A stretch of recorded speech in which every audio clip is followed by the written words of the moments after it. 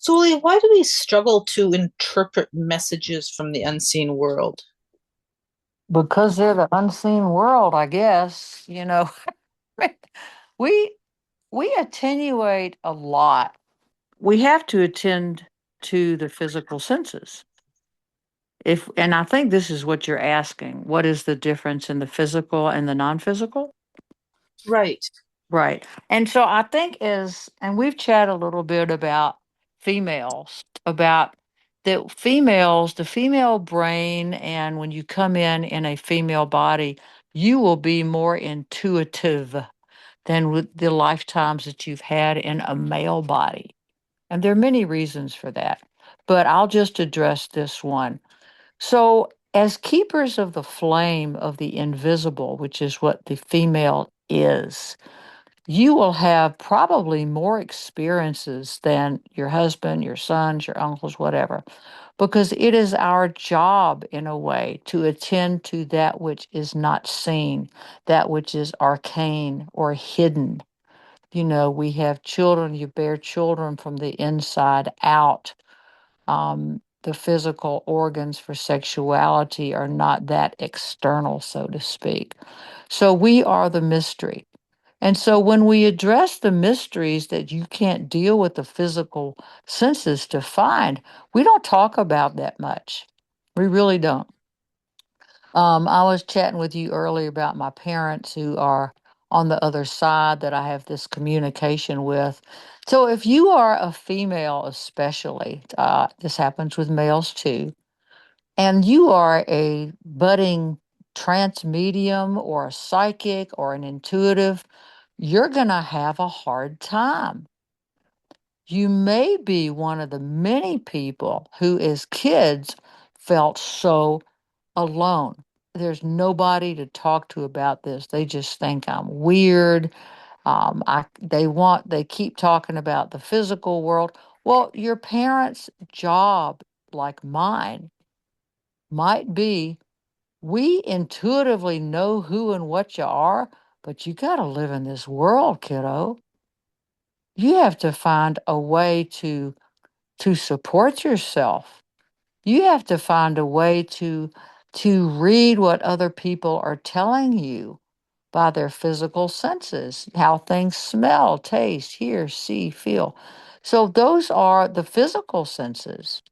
And my parents, that was their job to teach me that. They knew I was a little weirdo, and I was wild and free little kid. I'm out in the woods a lot. They didn't malign me for being like that, and they didn't make fun of me. And since we were Reformed Jewish, there was nothing about, oh, it's evil, that's Satan. It wasn't. It was just that they called it psychic. She's just a little psychic. But for many people, this world, if you're like that, can be very cruel. And it can tell you that you're not okay.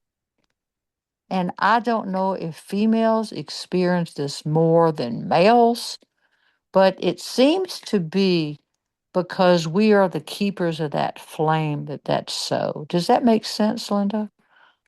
That does make sense. That we have that connection a little more strongly or more naturally. I think more naturally is absolutely correct. So then, how do you translate that into living in the so-called real world? Well, it's a back and forth, and you kind of have to do it at the same time. In law enforcement, we talk about your SA, your situational awareness. And with your husband having been in law enforcement, my husband as a SWAT cop, as an operator in the military, you depend on when you're rolling on something, oh yeah, your situational awareness is going to get better at sensing your spider senses. So guys have this too. Everybody has it. But for guys, perhaps, if you're not in a situation to where the physical is being threatened, you know, maybe it's not as important. I don't really know. I can't totally address that. Well, it kind of makes sense that women are more in touch. Our, as you said, everything's internal. Our babies grow inside us, so we have to be more in tune to the unseen, and maybe not as attenuated to the physical. Yeah, it is our job. Men, they're bigger, they're stronger, they're more. If you ask a guy a question, he's going to figure out how can I answer that and do something about it. And that's a lot of the conflicts that women and men have. Sometimes women, well, I just want you to listen. And the guy's like, well, I'm listening, but what am I supposed to do about it? We're made to do different jobs on this earth. We have all had plenty of male lives and plenty of female lives, but the one you're in right now, that is teaching you certain things and you are learning certain things. Of course, your soul remembers all of those things, but what you came here to do is to be able to take your senses and to do things in the physical world. Otherwise, it's kind of useless. So does that mean we come to Earth to learn, or does learning also happen in the other realms? That's a great question. And I'll give you an example of that. Learning happens everywhere. What doesn't happen in the other realms is burning the so-called karmic threads that we have developed while physical. That said, if you are a so-called ghost and you're a real shithead and you're hanging around people hurting them, that's a karmic situation and it will be dealt with. I don't know how that's dealt with, but I'll give you an example. I've spoken before about my parents who are so-called dead. They're on the other side. And Dad was such a character. Oh my God. He was a total Aquarian. He was interested in everything. He loved everybody. And my mom is a double Scorpio. She had to keep reining him in, you know. But since they have been so-called dead, Dad has been dead in the body for what, 14 years? Mom has been 4 years. Now, they're here a lot, and I see them psychically quite a bit. I communicate with mom quite a bit. But just recently, dad has been getting involved in it. So I think what's happening is they are, knowing those two, they were such fun loving characters. They're now learning about so called psychic phenomena, how to affect things from their realm in the physical world, moving things, showing up. That takes some skill. And I think they're either in a school over there doing that or they're just having fun. I'll give you two examples of what they did. And this is all within the past couple weeks. It's February in 2026. So, dad and mom, how can I say this? They were very loving, loving people. And they were very experimental people. They liked to learn a lot. So Tom was in Washington seeing our grandson about a couple weeks ago, and I was just in a mood. I felt pissy. I thought, "What is the matter with you, Zoli? Are you tired or what?" So I laid down on the couch and I said, "I'm just going to take a nap." I came into a feeling of my parents being there. It's like they were sitting with me very close, touching me like their arms were on me or around me. I felt somebody stroke my hair. I felt somebody give me a kiss, and I smelled my father. As you know, we all have a signature scent. I don't mean body odor, but we have a signature scent that's phenoms as well as maybe soap, cologne, hair, this or that, whatever. I smelled him there.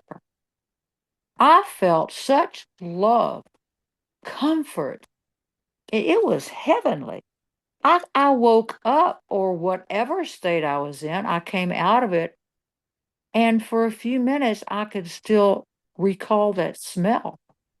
Now, I've been doing this mediumship weirdo stuff since I was a child. We're talking almost 70 some years. I have never had an experience that etherically I could smell the person or the thing. Now, some people have can do that, and there's a name for that. But this was something that I think they had practiced and they learned to do. Maybe they got help on the other side. You also get help on the other side. You also go to classes. You see what I'm saying? As above, so below. As above, so below. The second thing happened today, which is, and we don't mention dates a lot on this show because I just don't, but this is applicable to what happened.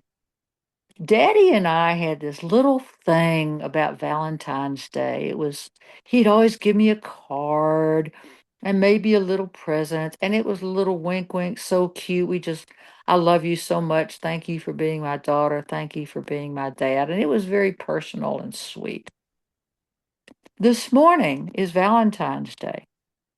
I woke up and on my nightstand, there is a little um, glass crystal like chandelier lamp.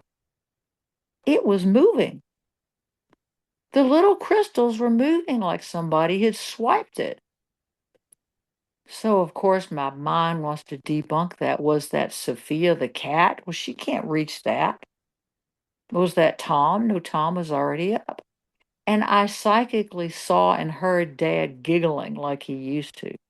I thought, oh my God, that's an I love you. Now, how did he do that? How did he do that? This is something that I think they are working on, and I think I will have more experiences like this. But you do have to allow it if you are a person like we are. We're people, we're alive in the world. You have to also agree to that because they are not allowed to interfere with your free will. And that's also a very important thing that you have to allow it. God's angels themselves, the master, they will not interfere with this sacrosanct free will. So I said after the first experience of mom and dad sitting with me like I was just a little binky, like I was a 5-year old, Huh. that comfort, I said, I invite you into more experiences here. So I have no doubt, knowing the character that my dad was and that how intuitive mom was, that more and more is going to happen. So I'm going to keep record of this, but that's an example of that, Linda. I think that the material world, it's so thick and so heavy. When you consider now, I'm in the field here. I'm a research analyst in psionics, but I'm not a physicist. I would theorize that when light itself drops down into the mental realm, into the spiritual realm, the mental, the astral, and then into the physical, it thickens, so to speak. The molecules slow down 186,262 miles per second, so to speak, which is the speed of light, slows down to where those thoughts and those beings, it becomes dense physical. So in this dense physical, it's hard to hold a glass and say, I'm going to disappear this glass, or I'm going to appear one in my hand. That takes great skill. Now, certainly masters can do that, but we don't generally do that. So, how the heck do they do it from the other side? When you're in the astral realm and you are so called dead, you are in a different energy signature that is finer than it is here. I'm not sure if it's atomic, molecular. I don't know what it is. I'd have to do research, look at my notes, but I don't think you're interested in that. If you are, God help you, send me an email, tell me what the hell I'm talking about. But it's dense here and it's supposed to be. So when we do things, when we pray, when we love, when we meditate, we are we are adding spiritual voice to that material matter, you see. We're spiritualizing it. And we're moving the molecules around in a way that adds more light to them. How do these manifestations happen that the masters do when a statue of the Madonna is crying? And those are very real things. When a statue of Ganesha is drinking milk out of a spoon. How did these happen? From the other realms, that's more possible than to do the opposite here. What's really fascinating that it would take the thought of it taking practice on the other side to move it and move things in the physical. And one thing you touched on that I think is really important is how you have to be aware of the messages. Like if you weren't open to hearing your dad, you wouldn't have noticed that message from him today.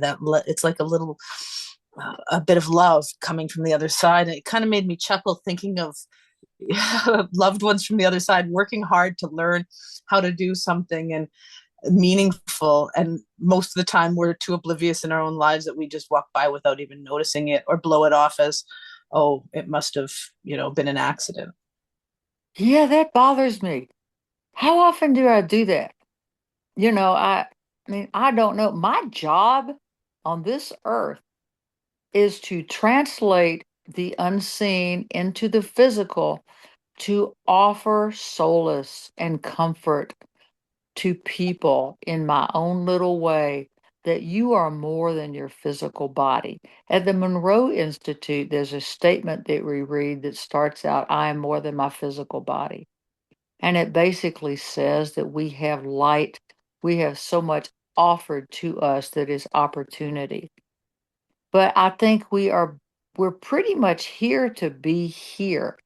And there are people who can do more than most people in that area. I'm not claiming to be one of them because I think I'm just a normal me that has activated some of these normal abilities. I am here to tell you that these things are normal and not miraculous. The reason is they are all part of God's world, and God's world is endless, timeless, endless, boundless, and eternal. And we are part of that. We are heading to that. We are closer to the day of declaration when you will see Maitreya, the Master Jesus, and some of the other masters standing right there. All eyes will see him. You'll see them. And then the world will start to change. Why? Because more and more and more people daily are saying, I believe there's something bigger and better. And I believe that the light energy is powerful and it is here. And though I may not physically know it, I believe that. So more and more of this is happening. And I think my parents being able to do this is part of their learning on the other side. Now, also, when sometimes things like that so called happen, it's not the person doing it as much as maybe a teacher around them going, watch, I'm going to do this and I'll teach you how to do that. So some of that, and they might be standing there going, that is so cool. I want to do that. Yeah, I don't know. But I have to stay focused and stay in my lane. My lane is not to explain the making of the physical world or how it works, but how it's all working synergistically. Synergistically. Ray Hernandez in his books, I've mentioned this, you can download these for free. I know Ray, I love him like a brother. I've seen what he's been through. I was there emotionally with him going through a lot of this. He's written these tomes. Um, and I forget what they're all called. They're on the nature, a greater reality. There's three of those. And you can, if you search the name Rainiero Hernandez, this talks about scientists, doctors, PhDs, people from all over who are not in the woo woo field talking about how this works scientifically. There you go. This is what we're talking about. But I feel a lot of times, to address your first question, that when people feel disenfranchised and alone because they're not being heard, maybe you need that aloneness to go within and to feel a little abandoned, to learn what that feels like, and to learn to be alone inside yourself and to honor and dignify that grace.